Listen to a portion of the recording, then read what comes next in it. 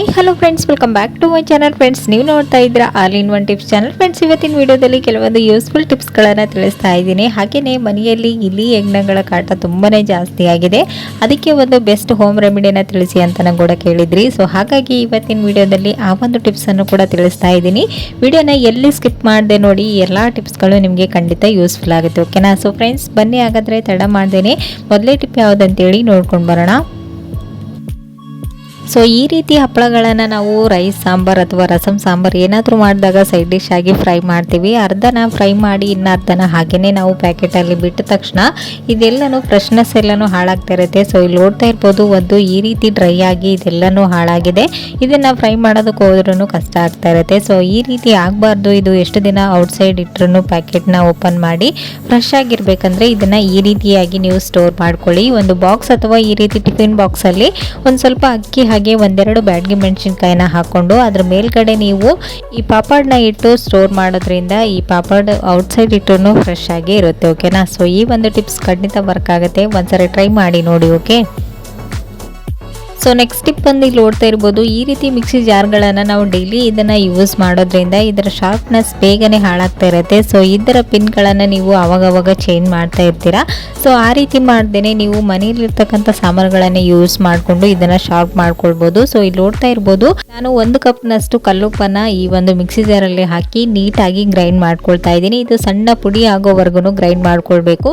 So ಈ ರೀತಿ ಮಾಡೋದ್ರಿಂದ ಎಷ್ಟೇ ಮಂಡಾಗಿರುವಂತಹ ಈ ಒಂದು ಮಿಕ್ಸಿ ಜಾರ್ ಬ್ಲೇಡ್ಗಳು ತುಂಬಾ ಶಾರ್ಪ್ ಆಗುತ್ತೆ. ಈ ರೀತಿ ನೀವು ವೀಕ್ಲಿ ಒಂದ್ಸರಿ ಮಾಡ್ತಾ ಇದ್ರೆ ನೀವು ರಿಪೇರಿ ಮಾಡೋದು ಅವಶ್ಯಕತೆನೇ ಇಲ್ಲ, ಹಾಗೆಯೇ ಪಿನ್ ಕೂಡ ಚೇಂಜ್ ಮಾಡೋದು ಹಾಗಿಲ್ಲ. ನೀಟಾಗಿ ನೀವು ಮನೆಯಲ್ಲಿರ್ತಕ್ಕಂಥ ಸಾಮಾನುಗಳನ್ನೇ ಯೂಸ್ ಮಾಡಿಕೊಂಡು ಈ ಹಳೇದಾಗಿರುವಂತಹ ಮಿಕ್ಸಿ ಜಾರ್ಗಳ ಬ್ಲೇಡ್ಗಳನ್ನು ನೀವೇ ಶಾರ್ಪ್ ಮಾಡ್ಕೊಳ್ಬೋದು. ಸೊ ಈ ಟಿಪ್ಸ್ ಕೂಡ ಖಂಡಿತ ಯೂಸ್ಫುಲ್ ಆಗುತ್ತೆ, ಒಂದ್ಸರಿ ಟ್ರೈ ಮಾಡಿ ನೋಡಿ. ಓಕೆನಾ?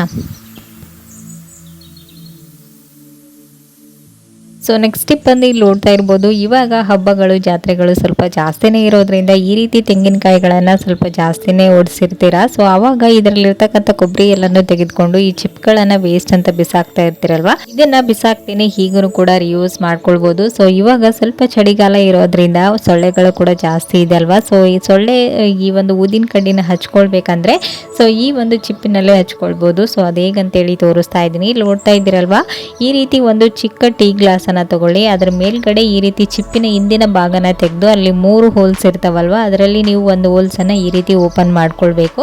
ನಾನು ವಿಡಿಯೋದಲ್ಲಿ ತೋರಿಸಿದಾಗೇನೆ ಈ ಟೀ ಕಪ್ ಮೇಲ್ಗಡೆ ಇಟ್ಟು ಇದ್ರ ಒಳಗಡೆ ನೀವು ಈ ಒಂದು ಸೊಳ್ಳೆ ಊದಿನ ಕಡ್ಡಿ ಇರುತ್ತಲ್ವ ಅದನ್ನ ಈ ರೀತಿ ಹಚ್ಕೊಳ್ಬೇಕು.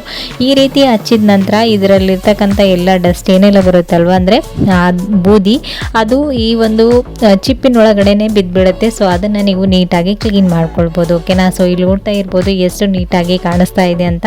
ಸೊ ಈ ರೀತಿ ಚಿಪ್ಗಳನ್ನು ವೇಸ್ಟ್ ಅಂತ ಬಿಸಾಕೋ ಬದಲು ಅದನ್ನ ಹೀಗೂ ಕೂಡ ರಿಯೂಸ್ ಮಾಡ್ಕೊಂಡು ನೋಡಿ. ಓಕೆನಾ? ಸೊ ಈ ಒಂದು ಟಿಪ್ಸ್ ಖಂಡಿತ ಯೂಸ್ಫುಲ್ ಆಗುತ್ತೆ, ಒಂದ್ಸರಿ ಟ್ರೈ ಮಾಡಿ ನೋಡಿ. ಓಕೆ,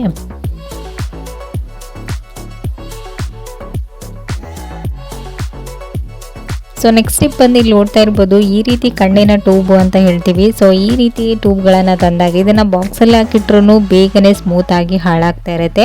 ಸೊ ಹಾಗೆಯೇ ನಾವು ಅಮೌಂಟಿಗೆ ಹಾಕುವಂಥ ರಬ್ಬರ್ ಬ್ಯಾಂಡ್ಗಳಿರುತ್ತಲ್ವ, ಸಣ್ಣ ಸಣ್ಣ ರಬ್ಬರ್ಗಳು, ಅದನ್ನು ಕೂಡ ಅಷ್ಟೇ ಅಂಟೆಲ್ಲನೂ ಆಗ್ತಾ ಇರುತ್ತೆ. ಸೊ ಆ ರೀತಿ ಆಗಬಾರ್ದು ಅಂತಂದರೆ ಇದರಲ್ಲಿ ನೀವು ಜಸ್ಟ್ ಮನೆಯಲ್ಲಿ ಯೂಸ್ ಮಾಡುವಂಥ ಯಾವುದಾದ್ರೂ ಪೌಡರ್ನ ಹಾಕಿ ಜಸ್ಟ್ ಈ ರೀತಿ ಶೇಕ್ ಮಾಡಿದರೆ ಸಾಕು, ನೀಟಾಗಿ ಎಲ್ಲ ಕಡೆನೂ ಕೋಟಿಂಗ್ ಆಗುತ್ತೆ. ಸೊ ಇಲ್ಲಿ ನೋಡ್ತಾ ಇರ್ಬೋದು, ಈ ರೀತಿ ನೀವು ಟ್ಯೂಬ್ಗಳಿಗೆ ಆಗಿರ್ಬೋದು ಅಥವಾ ಅಮೌಂಟ್ ಹಾಕುವಂತ ರಬ್ಬರ್ ಬ್ಯಾಂಡ್ಗಳನ್ನು ಸೇಫ್ ಆಗಿ ಇಟ್ಕೊಳ್ಬೋದು. ಓಕೆನಾ? ಸೊ ಈ ಒಂದು ಟಿಪ್ಸ್ ಖಂಡಿತ ಯೂಸ್ಫುಲ್ ಆಗುತ್ತೆ, ಒಂದ್ಸರಿ ಟ್ರೈ ಮಾಡಿ ನೋಡಿ. ಓಕೆನಾ?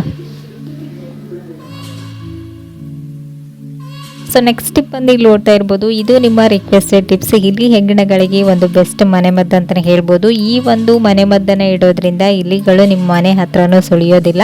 ಸೊ ಹೇಗೆ ಮಾಡೋದು ಅಂತೇಳಿ ತೋರಿಸ್ತಾ ಇದ್ದೀನಿ. ಇಲ್ಲಿ ನೋಡ್ತಾ ಇದ್ರೆ ಒಂದು ಟೊಮೆಟೊನ ನಾನು ಈ ರೀತಿ ಕಟ್ ಮಾಡಿ ತೊಗೊಂಡಿದ್ದೀನಿ. ಹಾಗೆಯೇ ಒಂದು ಬಿಸ್ಕೆಟ್, ಹಾಗೆ ವೇಸ್ಟ್ ಅಂತ ಬಿಸಾಕ್ತಾ ಇರ್ತಾರಲ್ವ ಟ್ಯಾಬ್ಲೆಟ್ಸ್ನ ಅರ್ಧ ತೊಗೊಂಡು ಅರ್ಧನ ಹಾಗೆಯೇ ಬಿಸಾಕುವಂತಹ ಓಲ್ಡ್ ಟ್ಯಾಬ್ಲೆಟ್ಸ್ನ ತೊಗೊಳ್ಬೇಕು. ಇವೆಲ್ಲವನ್ನು ಒಂದು ಕವರ್ನಲ್ಲಿ ಹಾಕಿ ಈ ರೀತಿ ಪೌಡರ್ ಮಾಡಿ ತೊಗೊಳ್ಬೇಕು. ಹಾಗೆಯೇ ಈ ರೀತಿ ಬಿಸ್ಕೆಟ್ ಮತ್ತು ಟ್ಯಾಬ್ಲೆಟ್ ಪೌಡರ್ಗಳನ್ನು ನೀಟಾಗಿ ಮಿಕ್ಸ್ ಮಾಡಿಕೊಂಡು ಲಾಸ್ಟಲ್ಲಿ ಇದಕ್ಕೆ ಒಂದು ಅರ್ಧ ಟೇಬಲ್ ಸ್ಪೂನ್ ಅಷ್ಟು ಖಾರದ ಪುಡಿನ ಹಾಕಿ ಈ ಪೌಡರ್ನ ನೀಟಾಗಿ ಮಿಕ್ಸ್ ಮಾಡ್ಕೊಳ್ಬೇಕು. ಈ ರೀತಿ ಮಿಕ್ಸ್ ಮಾಡ್ಕೊಂಡಂಥ ಪೌಡರ್ನ ನಾವು ಬಜ್ಜಿ ಆಗಿರ್ಬೋದು ಅಥವಾ ಈ ರೀತಿ ಟೊಮೆಟೊ ಹಣ್ಣು ಮೇಲ್ಗಡೆ ನೀಟಾಗಿ ಸ್ಪ್ರೆಡ್ ಮಾಡಿಬಿಟ್ಟು ಇಲಿಗಳು ಎಲ್ಲಿ ಬಿಲ ತೋಡಿರುತ್ತೆ, ಎಲ್ಲಿ ಓಡಾಡ್ತಾ ಇರುತ್ತಲ್ವ, ಸೊ ಅಲ್ಲೆಲ್ಲನೂ ಈ ಒಂದು ಟೊಮೆಟೊ ಹಣ್ಣಿನ ಪೀಸ್ಗಳನ್ನು ಇಟ್ಬಿಡಬೇಕು. ಇದನ್ನು ತಿಂದು ಇಲಿಗಳಾಗಿರ್ಬೋದು, ಹೆಗ್ಣಗಳಾಗಿರ್ಬೋದು ಗಂಟಲೆಲ್ಲ ಕಟ್ಟಿ ಅದು ಅಲ್ಲೇ ಸತ್ತೋಗ್ಬಿಡುತ್ತೆ. ಸೊ ಈ ಟಿಪ್ಸ್ ಖಂಡಿತ ಯೂಸ್ಫುಲ್ ಆಗುತ್ತೆ, ಒಂದ್ಸರಿ ಟ್ರೈ ಮಾಡಿ ನೋಡಿ, ಓಕೆನಾ.